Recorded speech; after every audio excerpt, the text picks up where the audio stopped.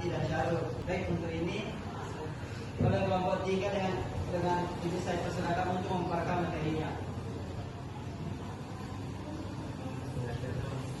Baik, terima kasih atas kesempatan yang diberikan. Saya akan menjelaskan yang pertama yaitu pengertian etika. Etika berasal dari bahasa Yunani yaitu ethos dan citos. Pengertian etika secara etimologis berasal dari kata ethos yang memiliki makna sifat, watak, adat kebiasaan dan tempat yang baik. Adapun pengertian etika berasal dari kata zaman dalam bahasa Arab yaitu akhlak. Kata muradab adalah kurko yang berarti sayyidiyah, mulia, budi, talib, tabiat dan adab, kesopanan. Kedua, pengertian manajemen.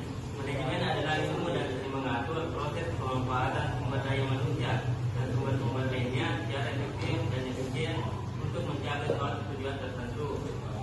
Manajemen adalah suatu ilmu satu juga seni untuk membuat orang lain mau dan bersedia bekerja untuk mencapai tujuan yang telah dirumuskan bersama. Oleh sebab itu, manajemen memasukkan konsep dasar pengetahuan, kemampuan untuk menganalisis situasi, kondisi, sumber daya manusia yang ada dan memikirkan cara yang tepat untuk melaksanakan kegiatan yang saling berkaitan untuk mencapai tujuan.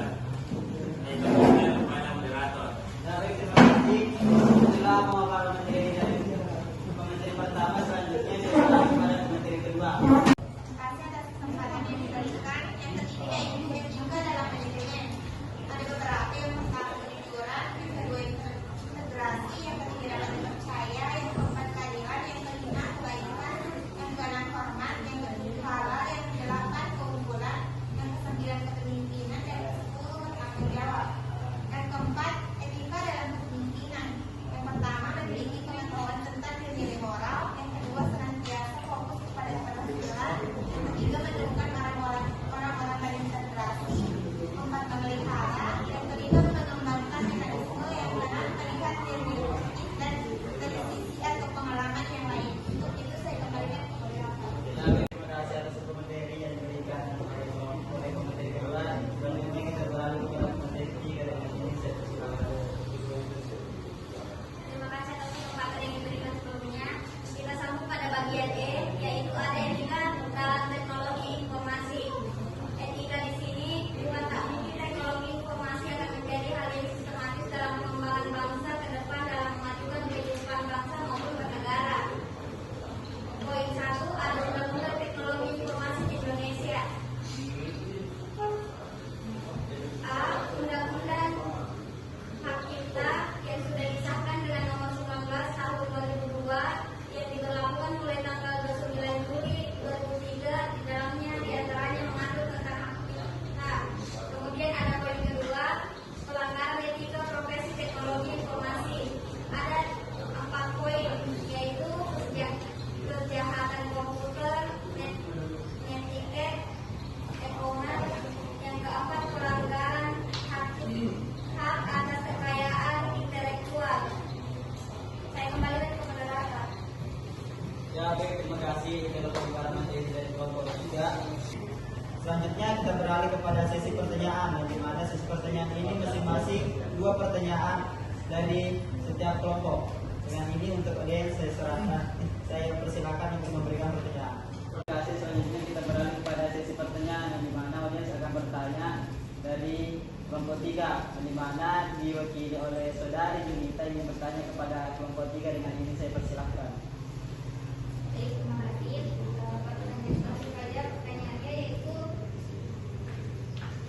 di makalah mengatakan bahwasanya nilai inti program membentuk teknologi dan mengembangkan budaya etis bergantung pada kepemimpinan. Pertanyaan saya, bagaimana jika meskipun kepemimpinan tersebut tidak sesuai walaupun sudah ada standar etika pribadi, tetap belum bisa berjalan sesuai prinsip moral? Apa solusi yang bisa diberikan? Terima kasih. Saya kembalikan kepada masyarakat. Ya, baik, terima kasih. Untuk ini saya berikan kepada audiens lain yang ingin bertanya. Dengan ini saya persilakan.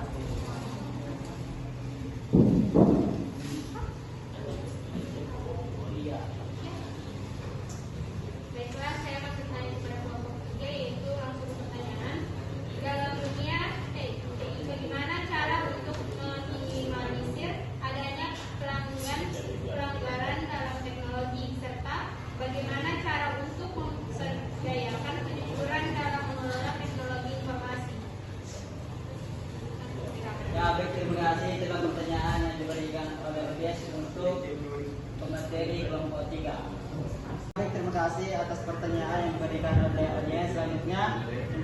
untuk kelompok 3 menjawab pertanyaan yang diberikan oleh audiens. Dengan ini perwakilan kelompok 3 saya persilakan. Oke, kita akan menjawab pertanyaan dari saudara Nurul, yaitu ada dalam dunia teknologi informasi bagaimana cara untuk meminimalisir adanya pelanggaran dalam teknologi, serta bagaimana cara untuk memberdayakan kejujuran dalam mengelola teknologi informasi.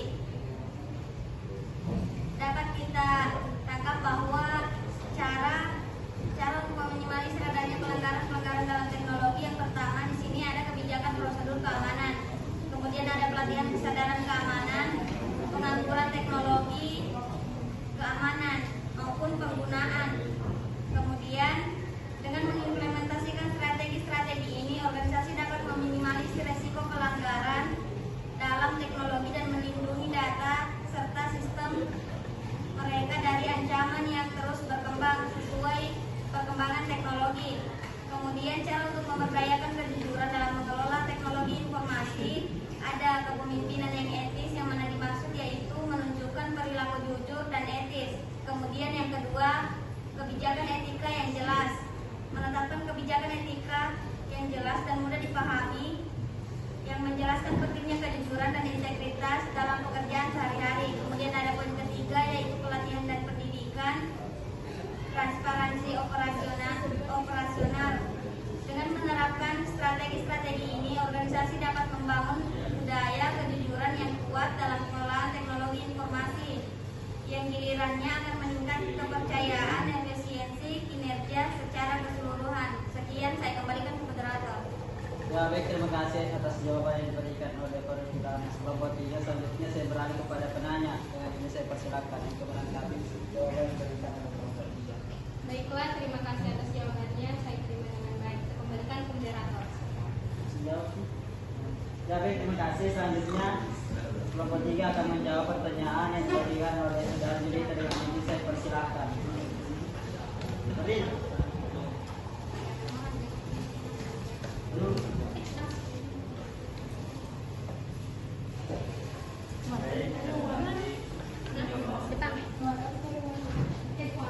Baik, terima kasih atas kesempatan yang diberikan. Saya Nah, jawaban juga dari saudara kita.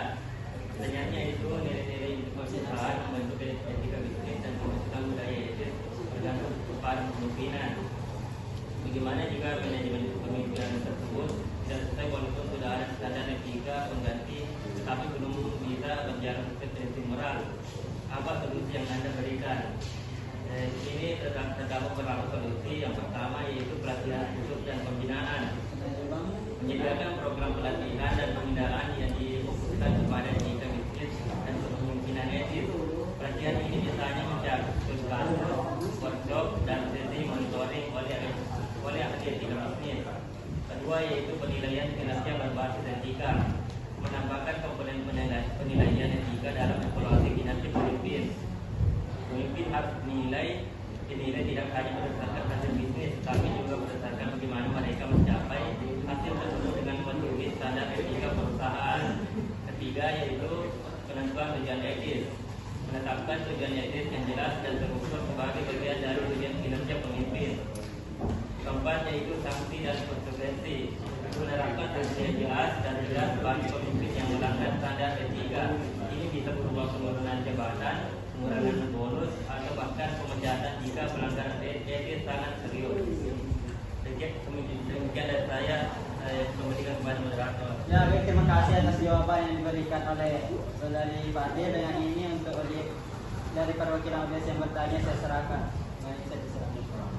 Terima kasih atas jawabannya. Saya dengan baik, saya kembalikan kepada moderator. Ya baik, terima kasih. Itulah hasil tanya jawab dari kelompok 3. Ya baik, terima kasih. Itulah pertanyaan yang diberikan oleh masing-masing audiens. Untuk itu saya anggap presentasi pada hari ini telah dibahas dan juga semua pertanyaan yang diberikan telah dijawab. Sekian presentasi dari kelompok 3 dan kelompok 4. Apabila ada kekurangan mohon maaf. Wassalamualaikum warahmatullahi wabarakatuh.